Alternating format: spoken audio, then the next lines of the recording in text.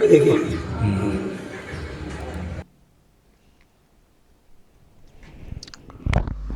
দর্শক, আর আমি দেখাতে পারছি না বলতে খুব মারাত্মক ভিডিও। এই যে তাক করা হয়েছে এরকম করে দেখছেন, মাঝে যে যুবক দাঁড়িয়ে তার মাথাতে গুলি করা হয়, মাটিতে লুটিয়ে পড়েন ওই যুবক, নাম হচ্ছে শফিক খান। মাটিতে লুটিয়ে পড়ার পরে যাকে এদিক থেকে দেখছেন গুলি করতে, ওদিকে লম্বাটে যে ছেলেটি দাঁড়িয়ে আছে সেও গুলি করে। দুজনে মিলে পড়ে থাকা শফিক খানকে লাগাতার গুলি করে। মারাত্মক ভিডিও, আঁতকে ওঠা ভিডিও, প্রকাশ্য মানে এরকম একটা জায়গা, লোকজনের আনাগোনা, সেখানে এই ঘটনা হয়েছে হাওড়াতে। গুলি করার পরে যখন মাটিতে লুটিয়ে পড়েন শফিক খান, তখন দুজনে মিলে র্যান্ডাম একেবারে কাছ থেকে গুলি চালায়। তারপর তারা ওখান থেকে ছুটে পালায়। মারাত্মক ঘটনা ঘটেছে, মারাত্মক ঘটনা দর্শক, আঁতকে ওঠার মতো।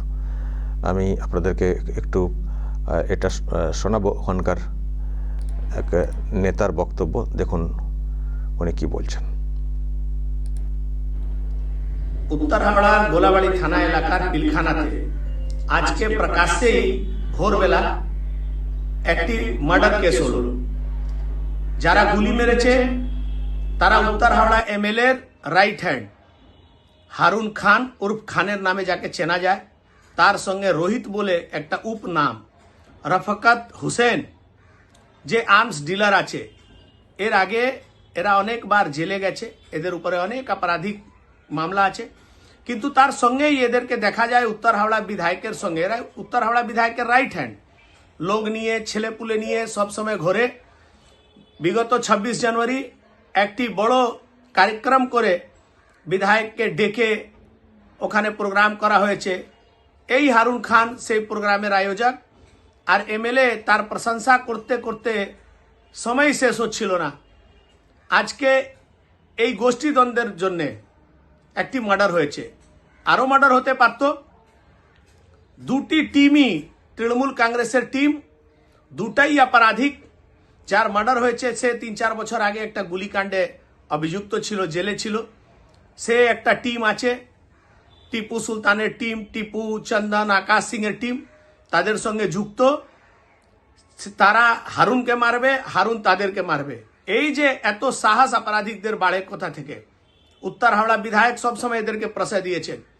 পুলিশের উপরে যারা গুলি চালিয়েছিল তাদের বিরুদ্ধে আজ পর্যন্ত পুলিশ কোনো কঠোর পদক্ষেপ নেয়নি। গোলাবাড়ি থানার সামনে থানার ওসিকে ধাক্কা মারা হয়েছিল, কেউ কিছু করলো না। তার জন্যই অপরাধীদের মনোবল বাড়ে, তার নতিজা আজকে উত্তর হাওড়া পিলখানা মানুষ ভুগছে।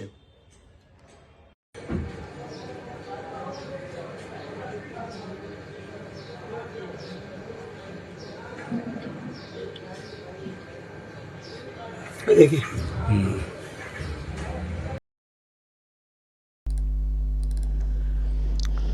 টিএমসি মুসলিমদেরকে দুষ্কৃতি করে রেখেছো, মানুষ করনি। দিদি মুসলিম ছেলেদেরকে দুষ্কৃতি করে রেখেছেন, মানুষ করেননি। মারছে মুসলমান, মরছে মুসলমান। প্রমোটারই না কী সব ব্যাপার স্যাপার শুনছিলাম, সেখানে বচসা, ঝামেলা। দেখুন এদের যা চেহারা, এদের আবার কি প্রমোটারি, মানে কি প্রমোটিং হচ্ছে ওখানে, কতটা লিগাল সেটা নিয়েই তো প্রশ্ন রয়েছে। যে ধরনের দুষ্কৃতি সব ব্যাপার স্যাপার চলছে, কতটা লিগাল প্রমোটিং ওখানে হয় এটা নিয়েও প্রশ্ন। আর এই রকম জল জ্যান্ত একটা বিষয় চোখের সামনে, চারিধারে সব লোকজন, একটা গ্যাং এসে দুজন মিলে একজনকে গুলি করে দিয়ে চলে গেল। মরল মুসলমান, মারল মুসলমান। এই যে দুই ভিলেন, লম্বা টাইপের যে যুবক, তার নাম হচ্ছে ওই হারুন, যুব নেতা নাকি আবার হারুন, আর রাফাকাত হোসেন বেটে। যাকে ওই হঠাৎ করে ঘুরে গুলি করতে দেখলেন, এরকম এলো না, আস্তে আস্তে এসে এসে গুলিটা করলো না, আস্তে আস্তে ঘুরে এদিক থেকে যে গুলি, ওর নাম হচ্ছে রাফাকাত হোসেন ওরফে রোহিত, আর ওদিকে গালে হাত দিয়ে যেও পরবর্তী সময় গুলি করছিল হারুন। টিএমসির সব লোক, সব টিএমসির। দুষ্কৃতি মানেই তো টিএমসি, আর টিএমসি মানেই তো এখন দুষ্কৃতি। এটাই তো হয়ে গেছে না এই রাজ্যের যা হাল। ভাবতে পারছেন দর্শক কোথায় আমরা রয়েছি? আমরা এইসব ঘটনা অন্য রাজ্যের ব্যাপারে বলতাম, বিহার, ইউপি, ওখানে এইসব হয়। টিএমসি দেখবে মাঝে মধ্যে কিছু একটা পেলে হৈ হৈ করে রই রই করতে শুরু করে দেয়। আর সেই টিএমসির লোকেরা, টিএমসি সব নেতা, যুব নেতা, এবং গৌতম চৌধুরী এমএলএ, তার নাম উঠে এসছে। এই তো হচ্ছে সব তার বাহিনী, মদত দেন এইসবে, আর ইললিগাল সব প্রমোটিং, প্রচুর অভিযোগ আছে ওখানে। এই হচ্ছে অবস্থা, এই হচ্ছে সোসাইটি, সমাজ। আমি সমাজ হিসেবে দেখতে বলছি এটাকে, মুসলিম কমিউনিটির অবস্থা দেখতে বলছি আমি এটাকে। আমি আর একটা ঘটনা শুনছিলাম, তিলজলানা কোথায় একটা ঘটনা ঘটেছে। একটা সামান্য কি কোল্ড ড্রিঙ্কসের বোতল চুরি করাকে কেন্দ্র করে কিছু একটা বচসা হয়েছে, সেখানেও গুলি চালিয়ে দিয়েছে।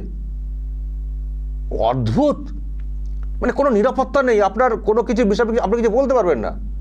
ধরুন কোনো কিছু আপনার বলার জায়গা আছে, আপনি বলতে পারবেন না। আপনাকে ভাবতে হবে যে এই যে বলছি, এর জেরে আমাকে আবার গুলি খেতে হয়, অহরহ। আমি এই যে বেটে যে ছেলেটি, যার নাম ওই কি নাম বললাম, যার নাম হচ্ছে রাফাকাত হোসেন রোহিত, নাকি আর্মস ডিলার, মানে বন্দুকের কারবারি, এটাও বলা হচ্ছে। এই যে আমরা খবর করছি, আমাদেরও ভরসা নেই। এই যে এত ছবি দেখিয়ে, সামনে ছবি এসছে, সোশ্যাল মিডিয়াতে খবর এসছে, কোন দিন দেখবেন আমাদেরকেও গুলি চালিয়ে দিয়ে বসে আছে। মানে এখন চতুর্দিকে একটা আতঙ্কের ব্যাপার। আপনি কথা বলতে পারবেন না, আপনি বেশি কিছু বলতে পারবেন না, বললেই ব্যাস টার্গেট হয়ে যাবেন। কোথায় কোত্থেকে এসে গুলি করে দিয়ে চলে যাবে। আপনি বাজার গেলেন, দেখবেন পেটে গুলি চলে গেল। মানে সাংঘাতিক ব্যাপার। মানে কোনো কিছুর নিরাপত্তা বলে কিছু নেই এই রাজ্যে।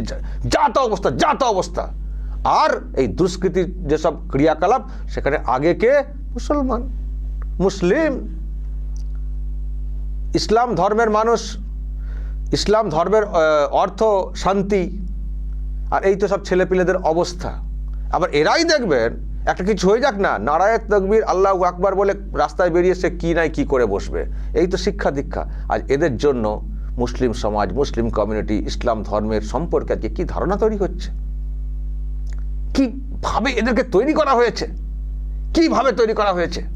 কিভাবে এদেরকে কাজে লাগানো হয়। শুধুমাত্র ভোট ব্যাংক আর ওই দুধেল গায়ে। এদের উপরে ভরসা করি তো টিএমসির দলটা যেত, তো এদের উপরে ভরসা করে তো সমর্থন তো কিছু নেই। সেই জন্য এদেরকে যা খুশি করতে দেওয়া হয়, ইল্লিগাল প্রমোটিং, মানে এইসব, মানে তোলাবাজি ইত্যাদি সব এদেরকে করতে দেওয়া হয়, মদত দেওয়া হয়, কাটমানিও পাওয়া যায় ওখান থেকে টাকা তারাও পান, নেতারা যারা উপরে বসে রয়েছে ঠান্ডা করে। আর যখন কোনো সমস্যা হয়, তখন নিজেরাই নিজেদেরকে খুনোখুনি করে। যখন বচসা হয়, যখন ভাগ বাটোয়ারায় গন্ডগোল হয়, নিজেরা নিজেদেরকে খুনাখুনি করে। পরিবার, সবারই পরিবার আছে, দুষ্কৃতি হলো তাদের তো পরিবার আছে। সেই পরিবারের লোকেরা, বাড়ির লোকেরা, তারাও জানি না তারা সব কেমন, তাদের অবস্থা বেহাল হয়ে যায়। সবার পরিবার যে খারাপ সেটা বলবো না, কিন্তু পরিবারকে ভাবতে হবে যে ছেলেপিলেরা কেন এরকম হচ্ছে। অবশ্য যদি এইরকম পলিটিক্যাল মদত থাকে, অনেক পরিবার হয়তো অসহায় হয়ে যায়, পারে না ছেলেকে কন্ট্রোল করতে, কারণ বাইরের পরিবেশ খুব খারাপ, এমনিতে কাজ কাম নেই। সুতরাং লুটপাট করেও মানে চেষ্টা চলে আর কি কিছু করার। সেই লুটপাটে যদি পলিটিক্যাল পার্টি মদত দেয়, ব্যাস পরিবেশ তো অনুকূল হয়ে গেল। ফলে তখন আর কে কাকে মানবে। একটা সময় নাকি এরাই সব বন্ধু ছিল, একে অপরের সব বন্ধু। এখন বন্ধু থেকে ভাগ বাটোয়ারায় গন্ডগোল হয়েছে, দুটো লবিবাজি হয়েছে, গ্রুপবাজি হয়েছে, বন্ধুদেরকে গুলি চালিয়ে দিয়েছে। কিন্তু দর্শক যে দৃশ্য দেখছি, সত্যিই তো ভাববার যে কি হচ্ছে রাজ্যটার, কোন অবস্থায় পৌঁছে গেছে এই রাজ্যটা। আর মুসলিম কমিউনিটি, আমি তাদের উদ্দেশ্যে বারবার বলতে চাই, এই হচ্ছে মুসলিম, এই হচ্ছে আপনাদের উন্নয়ন, দিদির উন্নয়ন। দিদি এই উন্নয়ন করেছেন। এই যে কমিউনিটি যত যা সব জায়গা দেখবেন গুলিগালা চলছে, ম্যাক্সিমাম হচ্ছে মুসলিম কমিউনিটি। ম্যাক্সিমাম লাঠি দিয়ে কে বেরোবে? মুসলিম। মারামারিতে কে বেরোবে? মুসলিম। গোলাগুলিতে কে বেরোবে? মুসলিম। আর ক্ষমতা ভোগ করবেন কে? দিদিমণির পুষ্ট সব ঘনিষ্ঠ লোকজন। মুসলমানদের কথা শুধু দুষ্কৃতি এইসব ভয়টা মানে এরকম করে রেখে দেওয়া হবে অশিক্ষিত করে, আর ওই ভয় দেখিয়ে দেওয়া হবে, ভয় দেখিয়ে দেওয়া হবে, এনআরসি সিএ ভয় দেখিয়ে দেওয়া হবে, ব্যাস তাহলে তো ভোটটা দিয়ে দেবে। সুতরাং এদেরকে শিক্ষিত করার দরকার নেই। শিক্ষিত করলে তো এরা বোমা গুলি নিয়ে তো বেরোবে না। আজকে তো শুধু একে অপরকে মারা না, ভোটের সময় তো এরা এইভাবেই তো মারধর করে, গুলিগালা চালায়। সুতরাং এদেরকে বেশি শিক্ষিত করলে, সামাজিক করলে, তাহলে এইসব কাজে তো পাওয়া যাবে না। আর এইসব কাজে লোককে না রাখলে ভোটে জিতবো কি করে? সেই জন্যই তো টিএমসির লোকেরা এইগুলোকে মদত দেন, সেই জন্যই তো মদত দেওয়া হয়। আর এই কমিউনিটি ভাবে আহারে দিদি আমাদের জন্য কত ভাবছেন, দিদি কি রাখতে হবে। তো এই হচ্ছে ব্যাপার। আজকে নিজেরা নিজেদেরকে শেষ করছে। আর সেই সঙ্গে আবারও বলছি, এই যে কমিউনিটি, সেই কমিউনিটিও শেষ হয়ে যাচ্ছে এই শাসকের জন্য, বিশেষ করে এই শাসকের জন্য। যান না ইউপিতে কি চলছিল আগে, এখন যাবেন একবার, সব মেরে ঠান্ডা করে দিয়েছে ওখানকার সরকার। আমি তো নিজে মানে লখনৌতে একবার গিয়েছিলাম, মানে লখনৌ দিয়ে যাচ্ছিলাম একটি জায়গাতে, আমি ওখানে গিয়ে শুনলাম যে সব ওই গুন্ডাগিরি, ওই গ্যাংস্টার, এইরকম সব বন্ধ, কোনো সব নেই। ওখানকার সরকার এতটাই কঠোর। ইউপির কি ভয়ঙ্কর দৃশ্য আমরা দেখেছি, শুনেছি, পুরো পরিবর্তিত হয়ে গেছে, চেঞ্জ হয়ে গেছে। বিহার কি সাংঘাতিক জায়গা ছিল বলে আমরা শুনতাম, জানতাম, সব চেঞ্জ হয়ে গেছে, সব চেঞ্জ হয়ে যাচ্ছে। কিন্তু এই বাংলা যেটা ছিল সেখান থেকে খারাপ হয়ে যাচ্ছে, দিনের পর দিন খারাপের দিকে চলে যাচ্ছে। আর এখানকার মুসলিমদের বেহাল দশা, আর এইসব দুষ্কৃতি, অপকর্ম, কুকর্মেতে যুক্ত। মরছে মুসলমান, আবার জেলও খাটবে মুসলমান। আর দিদিমণি ওদিকে করবেন ড্যাং। আর কবে বুঝবেন মুসলমানরা? দর্শক বলবেন, যদি আপনাদের এই নিয়ে আর কিছু বলার থাকে অবশ্যই বলবেন কমেন্ট বক্সে। নজর রাখবেন আরামবাগ টিভিতে।